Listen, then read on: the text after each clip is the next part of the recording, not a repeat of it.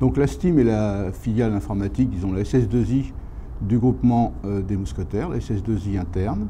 Le groupement des mousquetaires, c'est un groupement de distributeurs, un groupement d'indépendants qui est présent en France et aussi en Europe, qui a plusieurs métiers, plus connus peut-être sous le nom d'Intermarché, mais aussi d'autres enseignes telles que Bricomarché, Rodi, Poivre Rouge, etc. Alors au niveau de la valeur du système d'information, c'est un sujet qui est difficile parce que c'est un sujet qui est très immatériel.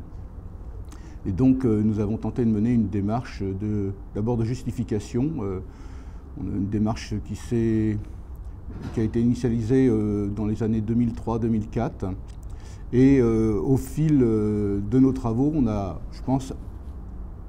est arrivé à un concept qui est assez intéressant, dans le sens où on a développé une première approche sur le capital immatériel. Capital immatériel des systèmes d'information pour permettre de pouvoir apprécier à la fois la valeur et la performance du système d'information auprès des dirigeants, c'est-à-dire des conseils d'administration, des actionnaires et des directions générales.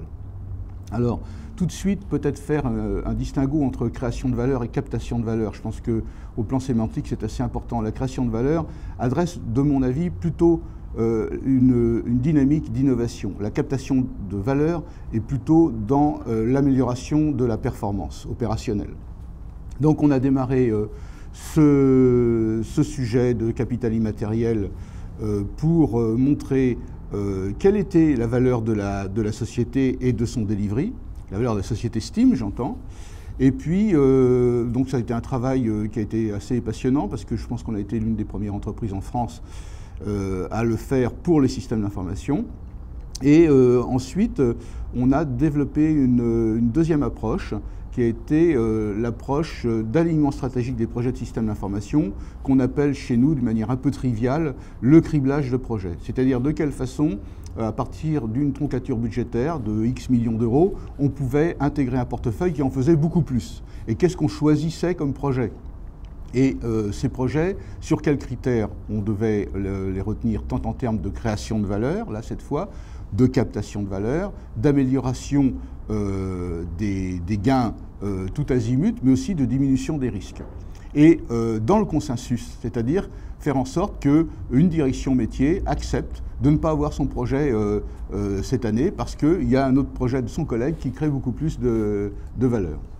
Donc cette approche-là a été mise en place aussi en 2004 et est toujours opérationnelle, porte toujours ses fruits.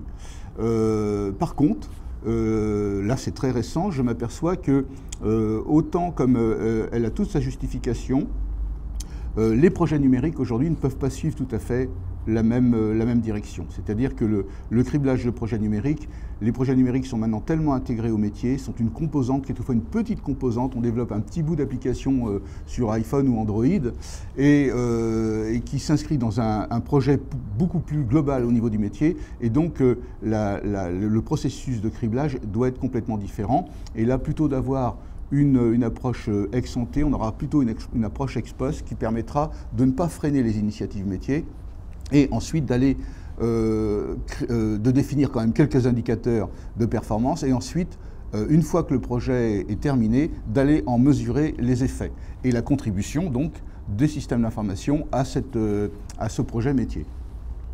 Pour faire ça, on a développé aussi une troisième brique qui est la gestion du portefeuille applicatif, GPA. Donc la gestion du portefeuille applicatif est un aspect intéressant parce qu'il permet, avec des angles différents, de pouvoir identifier, de pouvoir donner un bulletin de santé de l'application, tant en termes de compétences, de coûts de maintenabilité, d'obsolescence technologique, etc.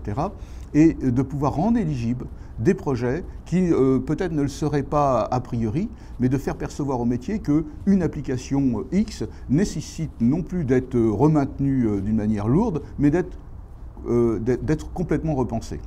Et c'est ça qui va alimenter d'ailleurs la partie que je viens d'évoquer précédemment, qui est le criblage de projet. Enfin, on a développé aussi une approche sur ce qu'on a appelé chez nous en interne bitmap, ça veut dire budget IT modélisé par une approche processus, qui était de pouvoir déterminer, tout ça s'est fait en 2005 aussi, de pouvoir déterminer les grands processus de la DSI et la manière dont on pouvait justifier, grosso modo, hein, d'une manière un peu triviale, le coût de possession de chacun des grands processus. Par exemple, je prends un exemple vraiment simple, le poste de travail. Bon, un poste de travail, un PC, ça coûte tant d'euros. Nous, on le facture parce que toutes nos prestations sont facturées à nos clients. Et on a aujourd'hui près de 50 000 lignes de facturation, donc c'est assez dense. Et eh bien, quand on veut facturer l'allocation d'un PC à nos utilisateurs, si cet utilisateur divise le coût d'un investissement normal d'un PC qu'il peut acheter dans n'importe quelle société et qu'il divise par le coût de location de la Steam, il va pousser des cris parce qu'évidemment, il dira en un an, j'ai eu le temps de me payer un PC neuf. Et en fin de compte, là-dedans viennent les coûts de stockage, les coûts de préparation, les coûts de transport, etc., qui viennent modifier substantiellement le coût de possession.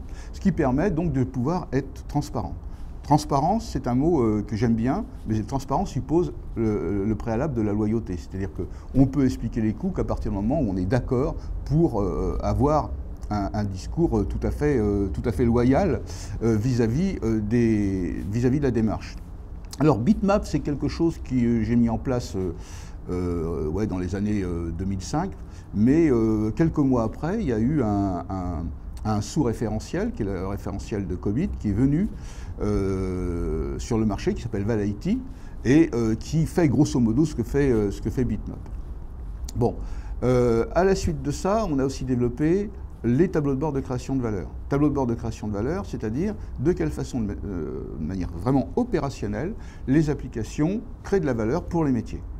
Donc ça suppose un travail très soudé entre les directions métiers et l'informatique pour identifier des indicateurs de performance.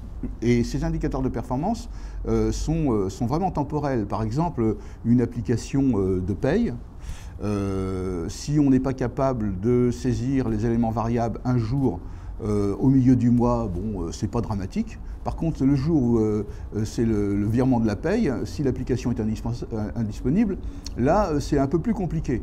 Donc, il faut être capable de pouvoir mesurer, en fonction des moments, des instances, la perte qui va être générée par l'application et qui ne va pas être une perte constante. On peut prendre encore d'autres exemples sur la préparation dans les flux tendus. Si l'opération de préparation est indisponible pour les produits, je sais pas moi, de marchandises générales, c'est pas dramatique, alors que si ça l'est pour la pâtisserie fraîche ou le steak haché, là c'est beaucoup plus important, parce que c'est de la marchandise qui est tout de suite bénée. Voilà. Donc ça a été très difficile à mettre en place, parce que chez nous, les utilisateurs ne sont pas dans des logiques de justification a posteriori, donc il a fallu quand même essayer de convaincre, et là on a réussi au bout de plusieurs années à mettre en place cette application, notamment ces tableaux de bord de création de valeur, notamment auprès de la logistique, où aujourd'hui on partage les mêmes tableaux de bord. Donc ça c'est tout à fait intéressant, quoi, hein, parce que ça évite toute discussion.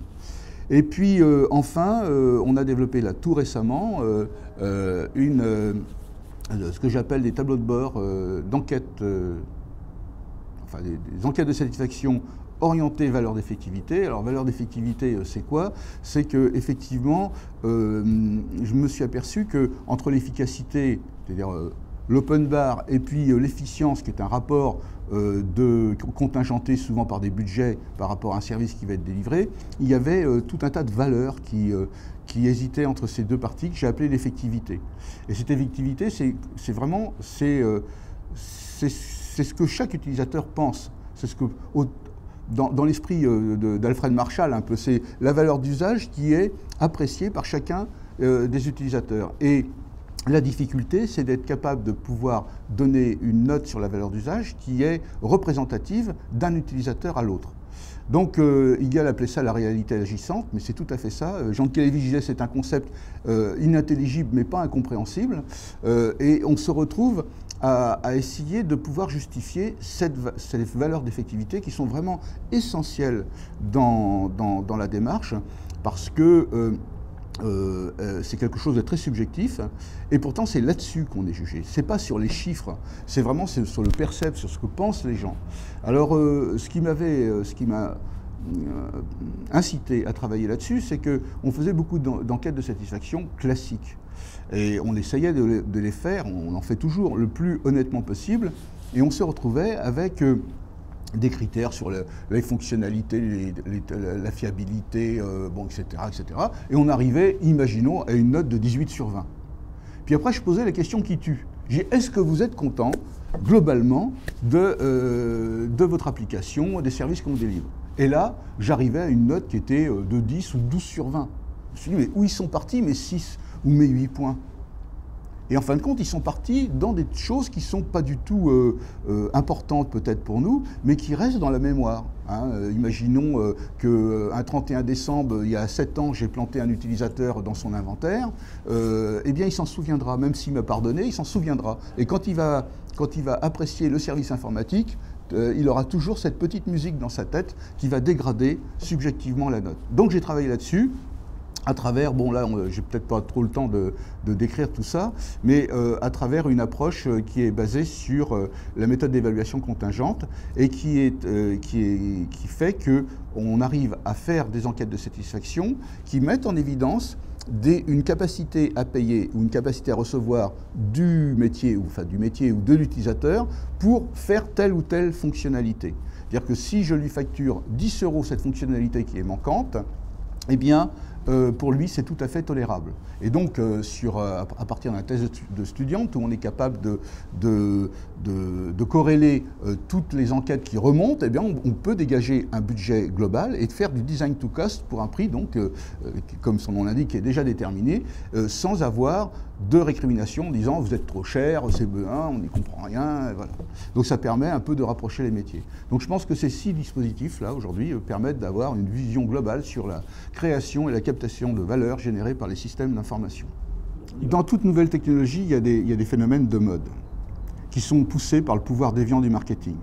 Ce qui est nouveau est-il obligatoirement mieux? Je ne suis pas le premier à poser la question, Ivan Illich l'avait déjà dit en 1970. Le problème, c'est qu'il y a une sorte de parure sociale à travers les outils numériques nouveaux, qui est tout à fait dérangeante, parce qu'on perd justement de vue la vraie création de valeur. On peut faire des choses avec des outils peut-être antédiluviens, ok, mais on peut faire aussi des choses, je ne suis pas en train de contester les nouveaux outils, tout à fait nouvelles, c'est pour ça que je parlais de création de valeur par rapport à captation de valeur tout à l'heure. Bon, maintenant, il faut faire attention à ça. C'est-à-dire qu'on a l'obligation quasiment au niveau du DSI d'être à la page, d'être à la mode.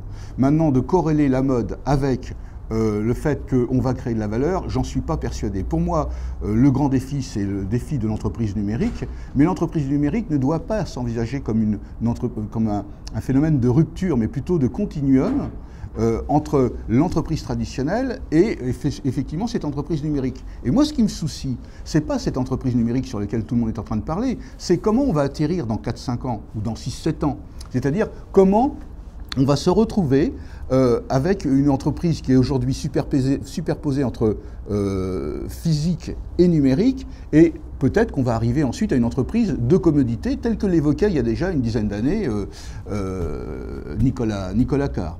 Et c'est ça qui va être tout à fait intéressant. Le défi pour moi, c'est comment on atterrit. C'est pas aujourd'hui comment on va utiliser au mieux des outils qui sont souvent des outils qui sont nécessaires pour la DSI, qui sont nécessaires pour l'entreprise, mais qui ne justifient pas la création de valeur telle qu'on veut aujourd'hui leur donner à travers les actions marketing des constructeurs et des éditeurs.